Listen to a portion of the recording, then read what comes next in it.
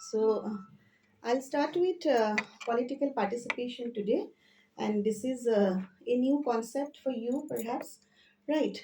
So, all of you actually understand the participation, what is participation, but how political participation is very and different from other forms of participation is important to understand, right? So we do have a general sense of participation when you actually say that you involve into a community in terms of sharing information, in terms of giving consent to any kind of course of action, or you say that when you talk about giving contribution to constructing any kind of that material structure, so contributing labor, contributing capital, that's the way we participate in local affairs. So that is also a kind of participation. So participation at local level, at community level, not necessarily a political participation, but yeah, you are participating in the activities of the state. So that is important, your participation in the state activities. Now let me tell you, with the political participation, another concept which is very important to understand is political culture. Okay, so what is culture? Political culture. It is important. What is culture is different. Culture has a very broad understanding and broad definition to say. But when you say political culture, we can simply understand the norms, values, beliefs, attitude of the people of one particular territory to shape the political activity of the system. Okay, so that is called political culture. Political culture is the norms, attitude, values, and beliefs of the masses, you may say, or beliefs of the people of that regions or a territory, huh, which guide them to carry out some of the political activity and which form the core of the political system. Okay, so that is the culture. So culture is basically human activity at the same time, and which is also based on some faith, belief, right? So when you talk about the ideology, that is also a part of political culture. When you talk about different forms of power, even that is also a part of political culture. So how you uh, give evaluation to any existing principle is a culture. Give evaluation to even voting, give evaluation to your candidature to any party, give evaluation to affiliation to any party, give evaluation to contribution for a campaign, give evaluation to give even that soliciting funds for political party. So, how you give evaluation to your activities is basically a political culture. Okay, so we understand political culture. For the time being, we will sideline the political participation. These two terminologies are associated, and how associated these two terminologies are will be discussed. Okay, first we will see what is political culture, right? So, and you inform in the group that I am taking class here. So, other might also means they may come late and might miss. So, so when we talk about what happened, okay. So when we talk about the culture, it can exist in system level, process level, and policy level. So these are the three distinct level we get to see execution of political culture. So one is process level, system level, another is process level, and the third one is political level. And beyond that also, I'm going to illustrate more, explain about three segment of three that that base where culture is exercised. Apart from that, you also see that there are some characteristics which will also define. These are also human characteristics, personal as well as social characteristics define the political culture. When we talk about these values, norms, attitudes, suppose you talk about some personal characteristics, which is cognitive, affective, as well as evaluative characteristics. So, our cognitive orientation towards values and the norms. Cognitive orientation towards values and the norms, it expresses like, you see, your awareness level of government, principle of government, awareness level of national identity, national pride, and different constitutional values, how aware you are about the constitutional values, about liberty, about fraternity, about equality, about democracy, about existence of different forms of democracy, like participatory democracy, people's democracy, dictatorial sect, and also totalitarian oligarchy. So different kind of system are there, and how aware you are about different existing, like, forms of government, as well as existing principle of government, as well as value system related to political system, and also constitutional values. So when you talk about these cognitive characteristics, that cognitive orientation, it is all about the level of awareness of the mass,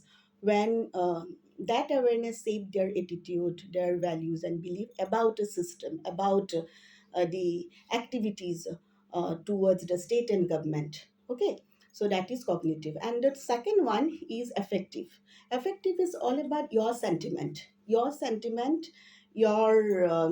feelings towards any kind of activities that government has been carrying out, or any principle of the government, any ideology. So how do you feel about fundamental ideology, your sentiment about fundamentalism, your sentiment about authoritarian government, your sentiment about libertarian government, okay, your sentiment about communism. Okay, so your sentiment, your the way you feel affected. It's not about you say opinion, it's about emotions, how you feel affected by the values. Okay, some values are there, liberty, you actually see that something is not going good. So how it will impact upon your psychology, whether you will go and also put forward and put up an opinion, you will go, you will advocate for that particular cause, you will also open up a rally, you can take part in a rally, or you also, like, find yourself in the midst of a demonstration, public demonstration. So the kind of activity which is actually determined by your sentiment, the way you have affected by the principles, is the uh, you see, affective dimension or affective orientation of the individual. And third one is evaluative orientation. Evaluative orientation is more about how we evaluate the existing belief system, as well as, sorry, belief and values, principles, how you evaluate, and you give your opinion. That opinion, you give your judgment the same time. Hmm. So about any policy, government policy, whether it is people friendly or not, so you evaluate it and you give your judgment without getting, like, affected yourself by emotionally or much more psychologically. You have studied it thoroughly. Okay, objectively you have studied some policy documents and you have given opinion, you have also arrived at a conclusion, is the evaluation.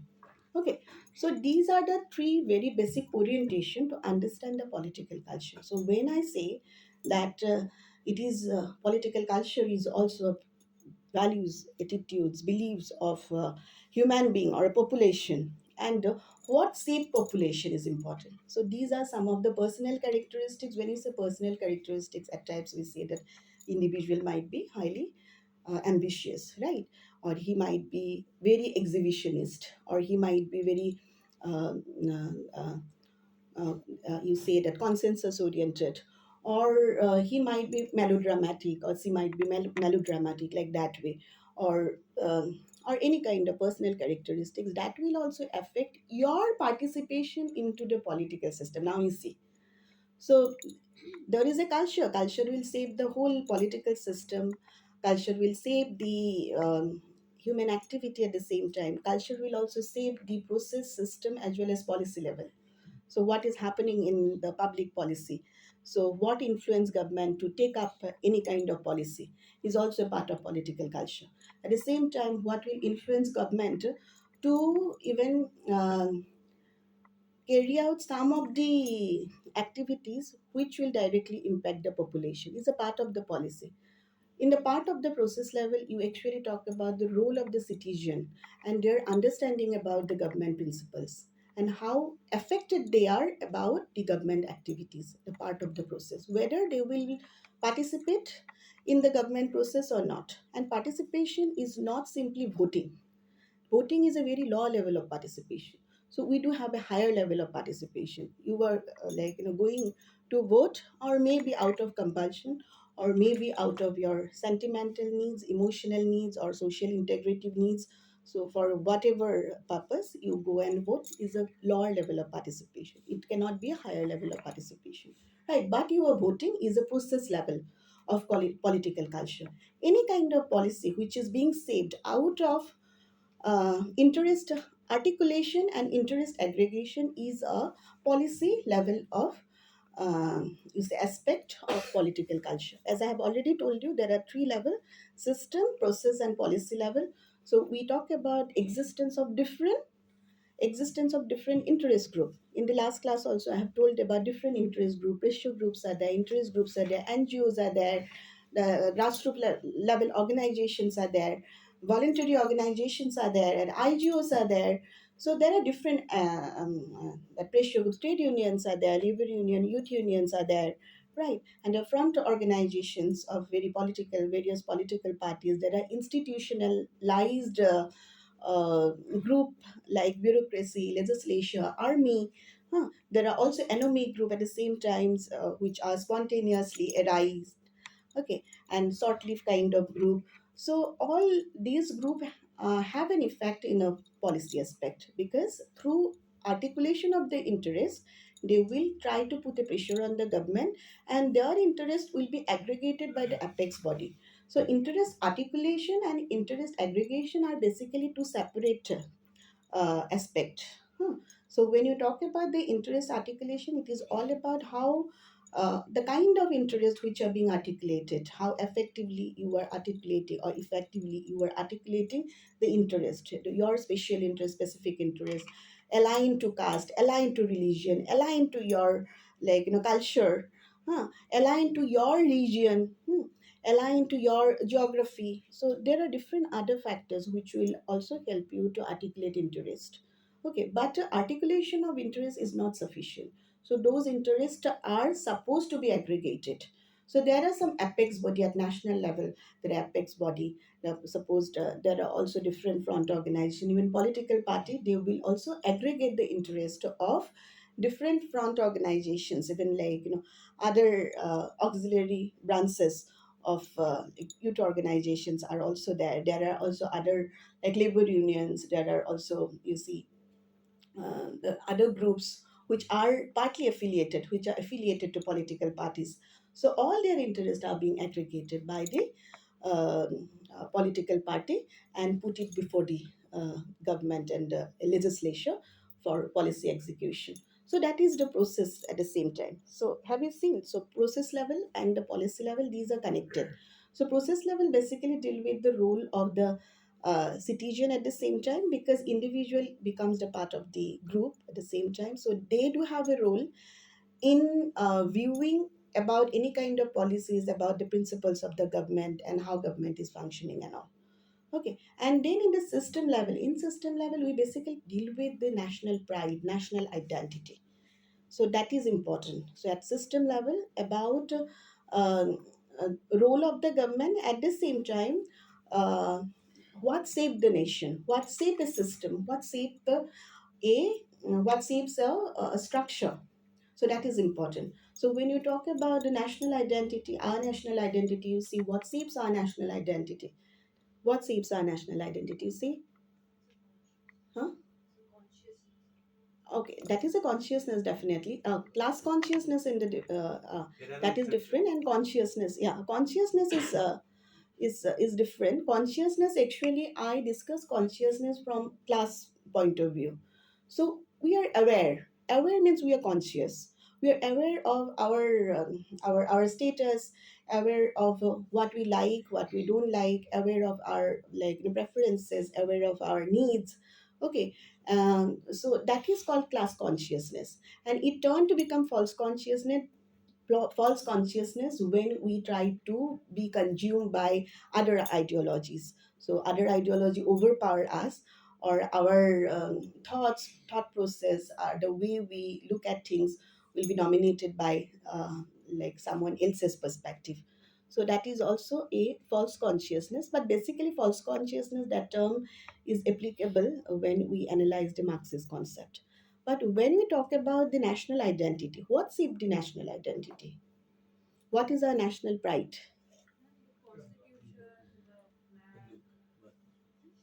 These are, yeah, some of the constitution shape our national identity. Okay, partly. Yeah. Huh? Shared history, right? Then, yeah, good. Our allegiance to the nation, and yeah, yeah. Tell me, Abhishek. Culture, yeah, culture, yeah, yeah. Bolo, a language. So, diversity, good, diversity. Multiculturalism at the same time, although pluralism, okay, diversity that shape our national identity, right? So when we talk about national identity, we also feel pride of having a foreign policy, right? So if you look at the determinants of the foreign policy, you'll get to understand what shape our national identity at the same time at system level. Like we have that belief and the values like tolerance, and we have multiplicity of religions, multiplicity of, like, classes and the caste group, ethnicities are there, linguistic groups are there. So diversity is one factor. So we actually feel pride of the same time. So pluralism is a factor we feel pride of, because our tolerance lies in the pluralist nature of the nation, because we tolerate the existence and coexistence and cohabitance of different kind of religions, different kind of culture. Okay, so that also shape our national identity. At the same time, you see that equation of means and ends is also another, you see, that factor that will save the national identity, our ahimsa. So, which is also a sense of our tradition. You said culture and a tradition, ahimsa, equation of means and ends, that actually huh? Save the national identity. At the same time, these are the essence of Indian traditions.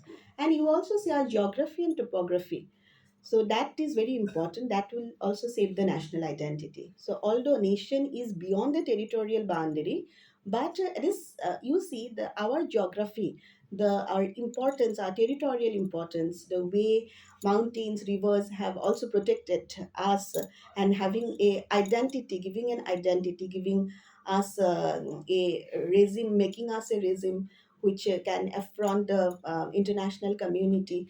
That also a factor to give us a national identity. At the same time, you could also see that Britain and Japan, so two ocean actually given them the, like, ability to become a superpower. So that is because of their geography and the and also we have a climate which is not that hot and that cold. So that is also another factor that is also shaping the national identity at the same time.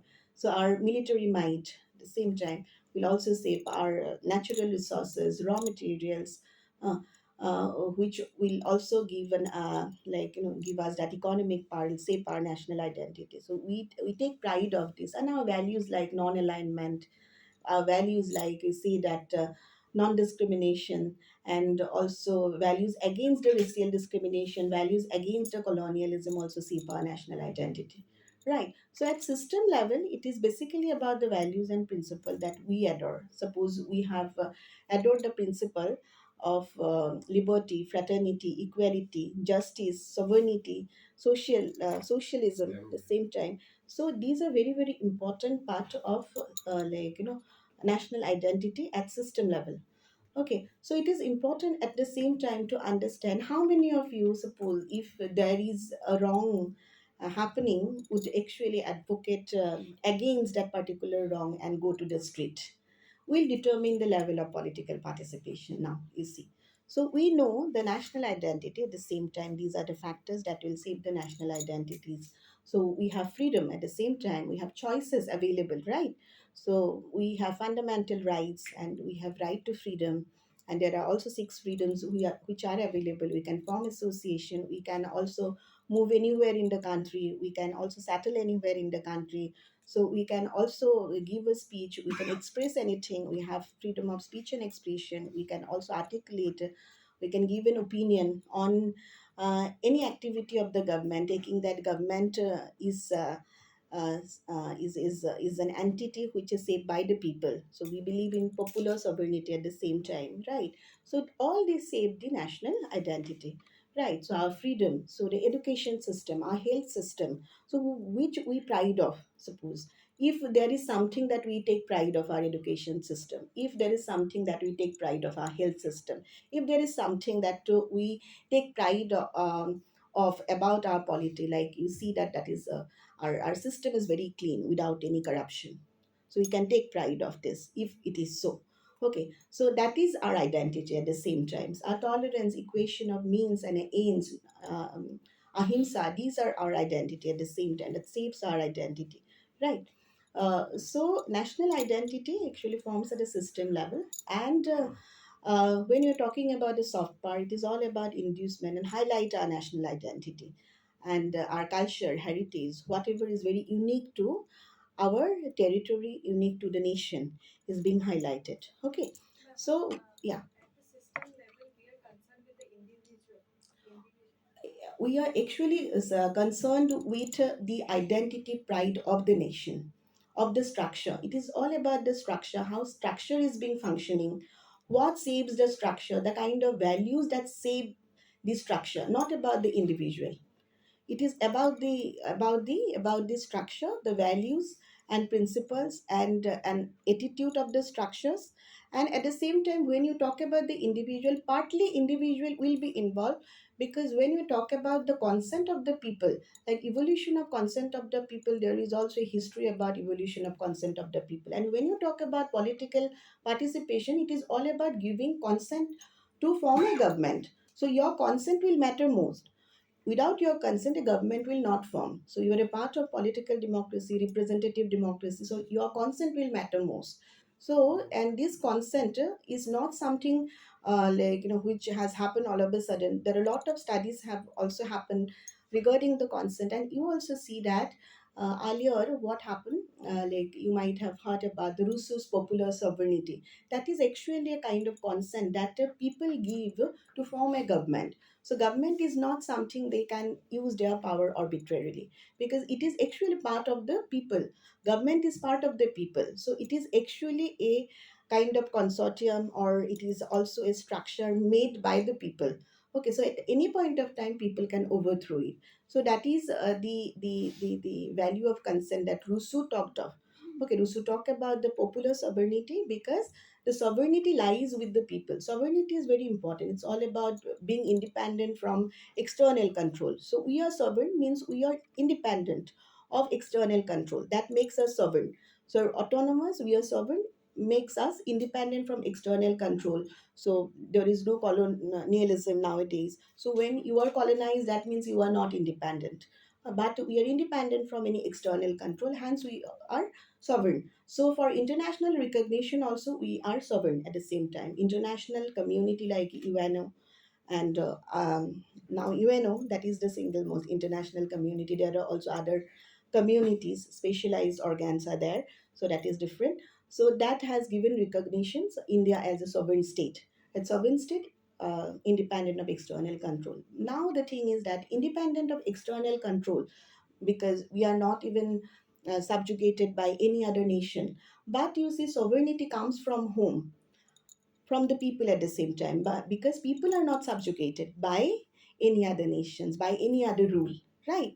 So we have decided what we need to do, and government is also formed by the people to rule us for the betterment and the welfare of the people.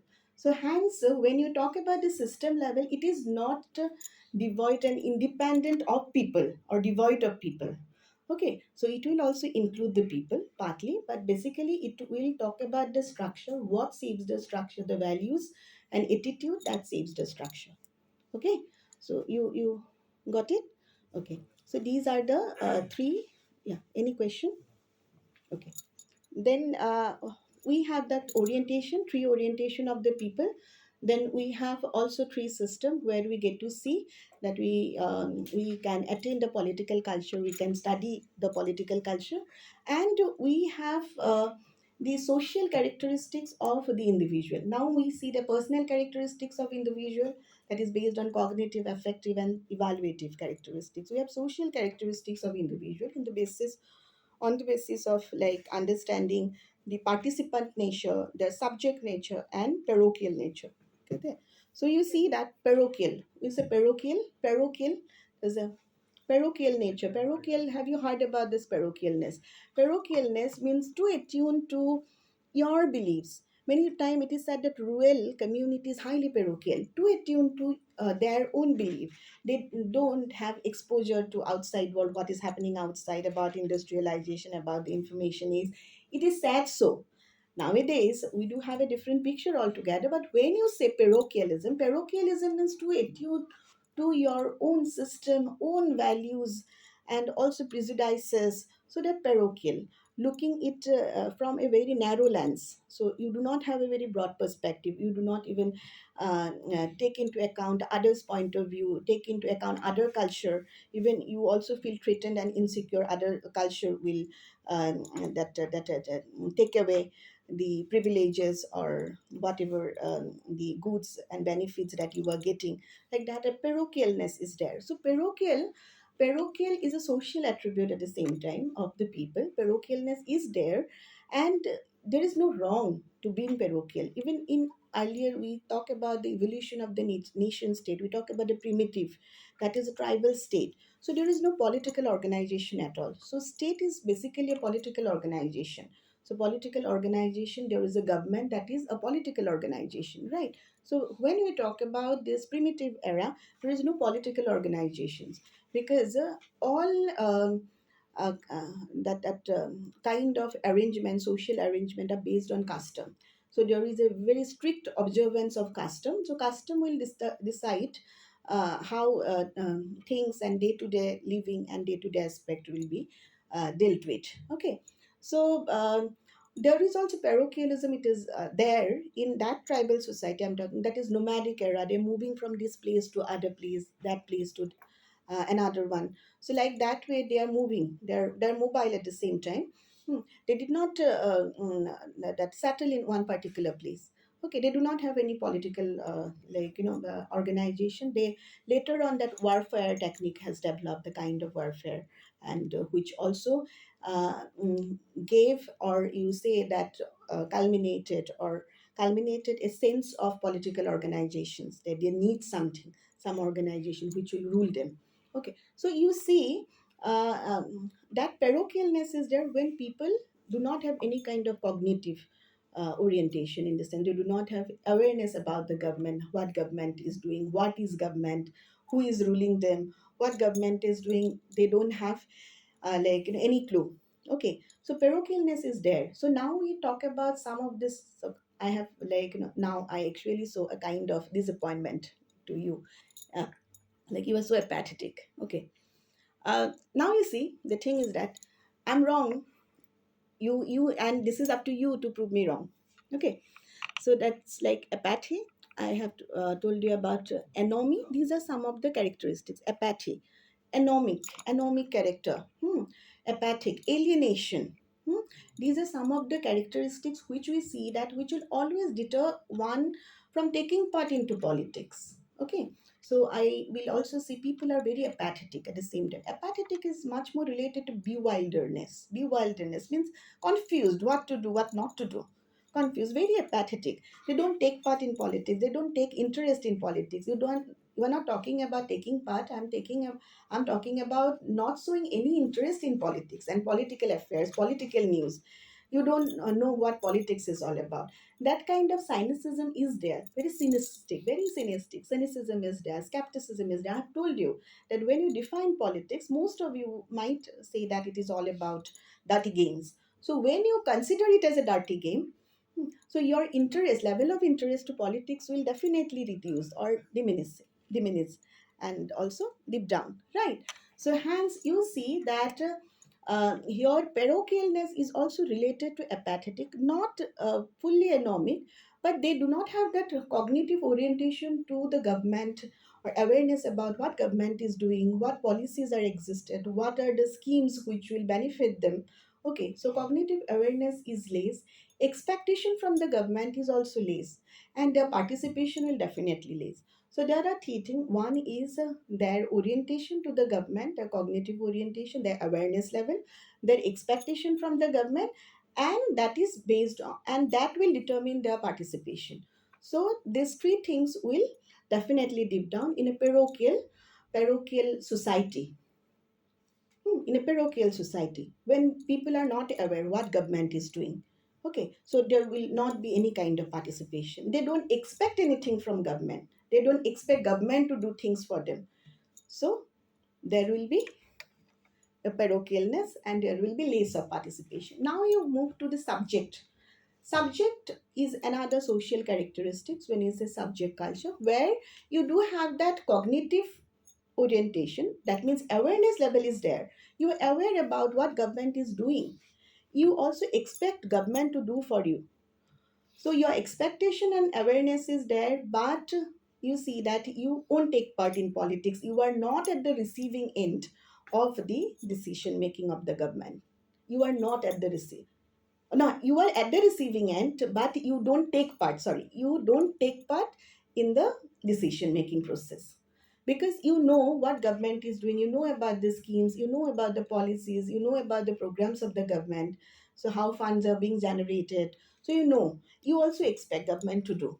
But the thing is that you have a hesitation to participate, and because of apathic nature, which is very personal characteristic, because of that some kind of alienation or hostility towards government, thinking that okay, my participation might not lead to any fruitful outcome, or my participation will not even lead to any kind of alternative, or there might not be any available alternative, so why should I participate, like that way. Or if I participate, perhaps things will turn to a bad shape. So if I won't participate, then relatively I'll get a favorable outcome. Like that kind of belief system will always tend to dissuade you from participating. And hence the nature of the society is subject. Understanding it? Okay. Then we have participant. So participant is like you see, when you see participant characteristics, they are cognitively oriented, in the sense that they have high awareness about what government is doing about everything, and they expect from the government, and they are also pulling the things out, so they participate. So excessive participation, let me tell you that excessive participation at times, it will also lead to a kind of that conflict situation. This is also true. Okay, so we actually talk about a civic culture, which is defined by Almond and Barba. So where he actually talked of mix of three different kinds of culture. That is not culture, these orientations, and also the social characteristics of the people and the society. Okay, this parochial subject as well as participant culture. The mix of these three will also lead to a successful democracy. Otherwise, if you see the excessive participation, so that will also lead to chaos and a conflict, because everybody will try to put pressure on the government to satisfy their reconcile their interests at the same time. Okay, so we also have a mix of two. Like there is a parochial subject culture. There is a transition from one culture to other. So parochial subject culture is there, where you actually see that people there is a highly centralized government. People are aware about this government at the same time. They're at the receiving end at the same time, but they don't participate. Hmm. Then you also have this parochial participant. That is actually a bit dangerous, kind of. That mix is dangerous because there is no, congruity and harmony between the political values and the norms. So in one way, they are not aware. On the other side, they're aware. Some are aware of, some are not aware. At the same time, you see. So existence of three will make it a successful democracy. So subject, parochial, as well as you say participant culture. These are some of the social characteristics to understand the political culture. Okay, you understood? Okay. Then we see that there are some, when you talk about, now we move to participation. What is participation? So the political participation is basically so your um, your interest in politics. your interest in politics to make uh, change, or to even to facilitate the existence, to facilitate that system which is already existing. That is political participation. So at times you participate to make system change, at times you participate to facilitate change in that particular system, and also to also continuation of that particular system. Sorry? Electoral literacy. Huh? Electoral literacy. Electoral. Not, there is no electoral literacy. Literacy of electorate. Electorate is there. Electorate. Literacy of electorate, not electoral. So when you talk about this literacy of electorate as us, we are electorate because we elect the government. We are electorate. So education and literacy of electorate will definitely make you a participant one. Your characteristic, social characteristic will be participant kind. You will definitely participate. And how? Because you can articulate. You are literate, you are educated. So you can articulate your interest, you articulate your problem, difficulties, your need, preferences, everything. At the same time, you are sensitive to self interest. People who are not literate, not educated, they're not that sensitive to self interest. Having self interest is not bad, but is not bad thing. But at times, you see, anytime thinking about your own being is not good. Okay, so you might have that self interest and you are sensitive to your self interest. So it will heighten the competition. There is no wrong in it. So you see that there are limited amount of resources, and you also think about how to take those resources and to make the optimum and best use of this limited amount of resources for your own sake. So it's fine. Okay, so when you talk about the education and literacy of the electorate, it is a very important aspect of, you see, this participant culture, political participation, because education will make people how to articulate their point of view, their perspective, their difficulties, problem, and a need, and also make them sensitive to their self interest, and making them proactive at the same time. Hmm. And hence it is important for making a very you say participatory democracy, you say, or participant culture, political culture. Hmm. Then we also see that there are some types of you say activities which we can define in terms of political participation. So to understand political participation, we can actually get into this very the types of activities. So if we look into those types of activities, like there are activities which are gladiatorial. So gladiatorial, I could have written down the name gladiatorial activities, GLADDITORIAL. Gladiatorial activities are there. Gladiatorial activities are considered as a higher level of activities. These are higher level of activities just because you see that there you have a candidature of a party, so higher level of political participation because you are part of the party. Okay, you are seeking candidature of a party. That is, you are seeking candidature. You are already political, you have interest in politics, that's why you are seeking candidature of a party. That is another second one. Third one is that you are soliciting public political fund. You are soliciting political fund, you are soliciting, like, that money for your party. At the same time, that is also another gladiatorial activity and political participations. And contributing to any kind of campaign is also a part of gladiatorial activity. You are contributing any campaign for any party. Okay, because you know what that party is doing and going to do. You have clear idea about the manifesto, about the social problem, societal problem, economic social problem, and you can make change in the society at the same time. So you want to take part. So you campaign for one political party is also a kind of gladiatorial activity. And also you see that you take part in any kind of strategic meeting. Strategic meeting, not a simple meeting, informal meeting, strategic meeting, political meeting. So you're taking part, you're participating in that meeting, will also make a part of gladiatorial activities. So gladiatorial activities are also like participatory activities at higher level. So political participation at higher level. Then we talk about the transitional activities. These are some of the transitional political participation. Is a transitional. Transitional in the sense you are taking part in any meeting, not necessarily the strategic meeting, which will determine the the candidature of the party politics or any kind of policy, important policy which will affect the people. But a meeting that is a party meeting, or maybe a meeting which is of political nature.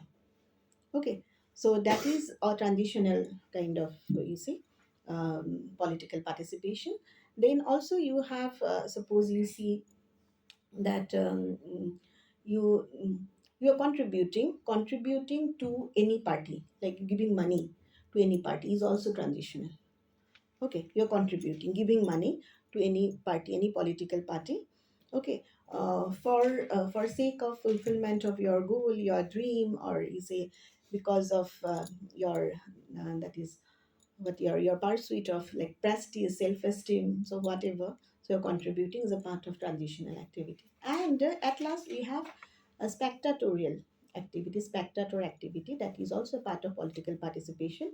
So when you talk about the spectatorial activities, there we get to see that how stimulated you are by the political news. So you also discuss with your fellow mates, your peers about any kind of political activity of the government, any political news you share. So you regularly watch television, you regularly listen to radio, regularly follow political news, regularly listen to radio and follow the political news, regularly watch television and follow the political news, like national news, international news, local news, whatever news. When you say it's political nature, so regularly follow it, the kind of activities which are going on and local level. Okay, so the problem of the local community at the same time, so you are abreast of. Same time at national level, the kind of problem that the country is facing. At international level, our reputations, what build up our reputation, our relation with the other state, are are something that will stimulate you at the same time. So you are keeping yourself abreast of national, international, and local environment, which will stimulate you is a part of spectatorial participation. Okay, so that is also you are stimulated. How stimulated you are? Okay, so many a times, so your environment is such that you will feel stimulated, politically stimulated. So as I have already told you that there is a concept called political socialization that actually happens in the family. In the very beginning, it happens in the family, your interaction with your parents talk, that will also help you to shaping a political identity and become a part of participant culture. Okay, because you are aware of the kind of talk they are into. Okay, what is happening in the government. So remotely you are also connected, even if you are a child, you are connected. Something related to state and the government is being discussed. So that is a kind of induction that you get right from the very beginning at your family. And school, you see, school, you get to see how we are socialized. We sing national song, and we are socialized into the political culture. We sing the national song, we learn national song, Janagana Mana, in our childhood. In that way also we are being politically socialized, and you are into the participant political culture. So that has created a stimuli, political stimuli. So spectatorial activity is a part of political stimuli that you were getting into. Okay, and then what you have is uh, uh,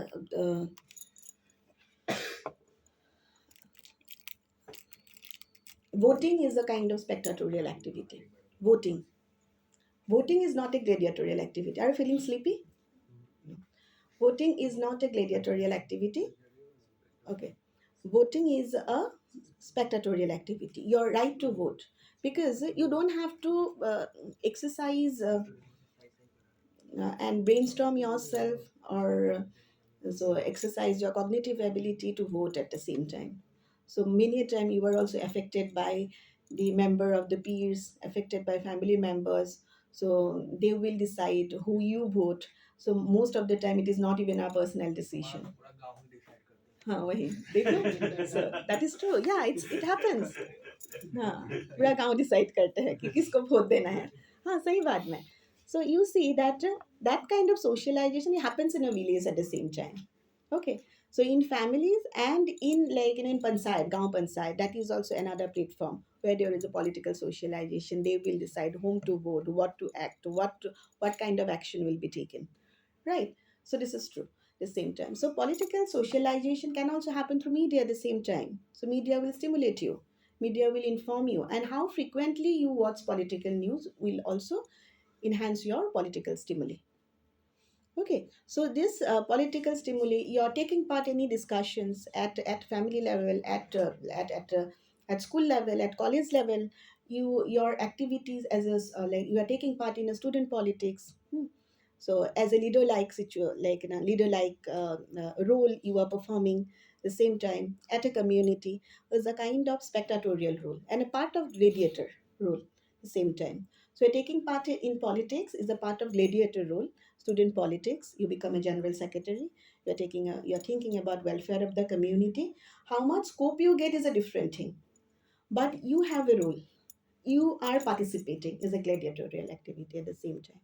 Okay, but you are also participating in discussions. You love political discussion, what have been happening in the society, you are keeping yourself abreast of, and you want to research, do a research on it, and you want to carry out a debate, and you want to discuss. That means you are politically active at the same time.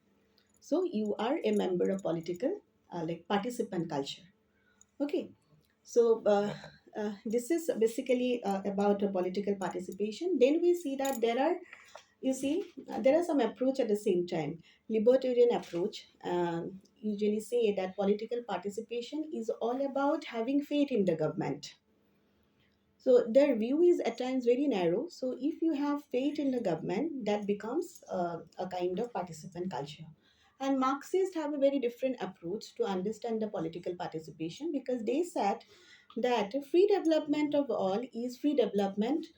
Free development of each is free development of all. That means each and everyone will be participating and they will decide uh, their own good. Okay, so you give something and you receive also what you need. You give what you don't like need, and you receive what you need, is a kind of like the motto which is also there earlier. So I have already told you that Marxian version is very utopian, and it is not implemented and executed the way he perceived. Okay, that's why we'll end up in totalitarian oligarchy in China. So there is a total carve of this political freedom and freedom of speech and all. Okay, so that is different, but the way he perceive it, that is a free development of each is free development of all, is a part of common good also. Common good understanding of politics. Common good understanding of politics is basically given by Bentham. You might have heard about Jeremy Bentham. So greatest happiness lies in the greatest number of people. Okay, so so if majority of the people are satisfied, that's what, and are benefiting from any scheme policies, so definitely, so people will be happy. So this is a kind of utilitarian concept, even if two three people are not satisfied, like that way. Okay, so that is a concept, basically that is a common good concept. So government is geared to serve the common need of the people, and also geared to think about the welfare of the people. And when you talk about this welfare means defense need, and saving from like epidemics, disaster, etc., etc. Education, health, everything will come. Okay, and we also see that along with the participation, what is important is the the the very nature which will separate you for not to participate, which will take you to not to participate. The very nature, as I have told you, the kind of like entrancement feeling, hostility is there. That is related to alienation. People are highly alienated. So people who are alienated will be different from people who are apathetic, but the feeling of entrancement is there. But apathetic people, who are apathetic, they do not have any interest in politics. Why? Because they are bewildered, they are confused. People are alienated from the politics is that in one way they are participating in the politics, hostility politics. Okay, so out of hostility they have hostility against the government, and they are also taking part in the politics, but they are alienated from the very system. So they don't take pride in national identity, they don't take pride of the system what is doing. So if it is true, this is also, it is not like that they are somewhat alienated, separated, they are criminal, not like that. And at times the political participation concept is legal also. How it is legal? Because many a time law will also prohibit someone not to participate. Law will prohibit a criminal not to vote. They will prohibit, even few law prohibit alien not to vote. Alien cannot vote, right? Only citizen can vote. A criminal cannot vote. Hmm. So like that way, there is a prohibitory aspect of participations which are exercised by government. Okay. And also you see that many a time when people are not educated, uneducated, they tend not to participate. They simply vote at spectatorial level, at a lower level of spectatorial that leader. They will participate, but at the same times they do not know, they can't decide, um, like you know how to go forward at the same time. That is there. And also people who are marginalized, they're very rural at the same time, they don't participate. There are some studies carried out that black do not participate in a politics. Okay. And also few studies have correlated that people who have affinity to religion will participate politics more, like that way. They have a affinity to religion, but this is not true in all other continent and a country. Suppose in Britain and America, this is true that when people have an affinity to religion, when they go to church, they have an that the tendency to show political interest, not necessarily voting, but tendency to political interest, contribute to campaign and taking part in any kind of rally, demonstration, or whatever. Okay, but people, this is not true in terms of Germany and Japan. Okay, in Japan, Jews are the one who are not that religious, but they take part in politics. In Germany, sorry, in Germany. In Japan, also the same goes with Japan, that people who are like irrespective of the religion, people participate. People participate in political culture. People participate in a system and process level and policy level. Okay, so this is also true.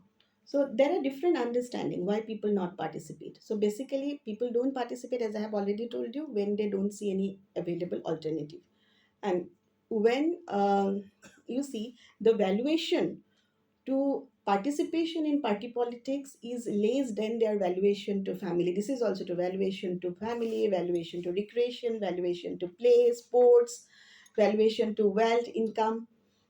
When valuation to joining political party, valuation to showing political interest, valuation to discussing a political matter is less, then their time for family, then their time for recreation, sports, etc. also lead to a pathetic situation. So it is also level of valuation at the same time.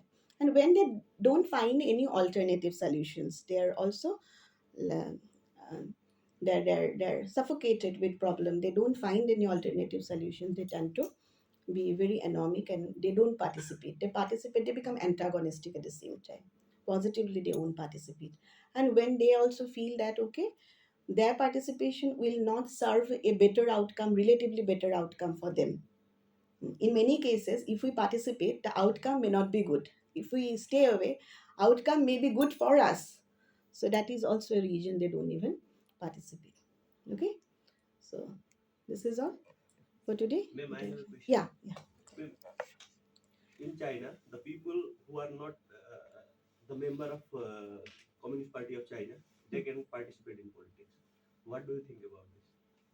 No, that is actually that is a part of this whole belief system of the communism. You see, when there is a stateless society, actually it is the rule of the people. Stateless society, there is no role of the state. When the proletariat will overthrow the that bourgeois and a capitalist through revolutions, there will be a stateless society, because state, according to Marx, state is simply an instrument of the dominating class to exploit the same time. So that commune, so all those who are the people, they form a commune and they will administer. Commune will administer, they will govern at the same times. and they think that there is no need of any other party because that structure is formed by them.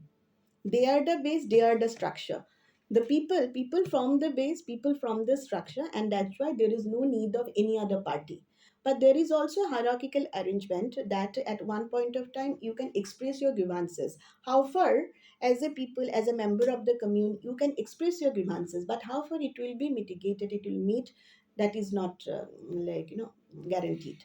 But they said that people are the one who themselves create a revolution, who themselves institute them into the power.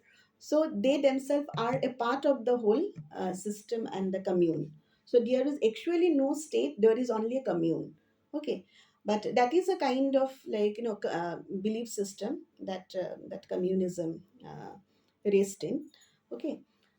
So they see that in that particular commune system, there is a free development of its one, which will be equated to free development of all, like that way. They believe in that way. But that is very utopian, as I have told you. So whatever is happening in the sign, once it on one party, there is a one party rule. So definitely it has turned to again oligarchy. That's a elite rule, right? Oligarchy is there. So the system of oligarchy is not something very new to us, because earlier also in you see uh, that Syracuse in Athens. So we in Athens we have democracy. In Syracuse, that is a dictatorial regime was there.